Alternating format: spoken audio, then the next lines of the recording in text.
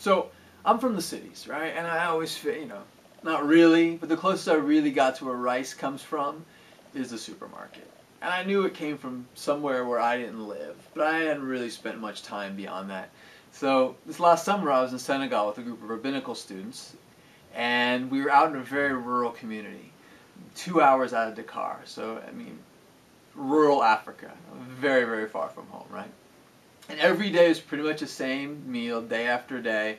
And almost every meal it had rice. So I figured, all right, this is what locals eat. This is the rice they're eating. This is cool.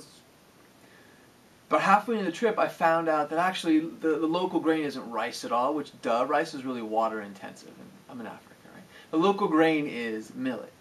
But as it turns out, it ends up being cheaper for them to grow, cheaper for them to import rice from Thailand than it is for them to grow millet in their own backyards. So between that awareness and then also recognizing day after day after day, there were these, all men actually, heading from east to west towards Dakar looking for work, day work, and then the evenings coming home. And it's totally unnatural. What's happened is these people have been displaced from their farms. They can't support themselves, The majority of people on this planet are sustenance farmers, still, right? We tend to forget that. So what I loved about being there, and I was with the American Jewish World Service, and what I loved about being there was it gave me an opportunity to take these concepts around globalization and experience them firsthand, and really see how we impact each other from the other sides of the world, right?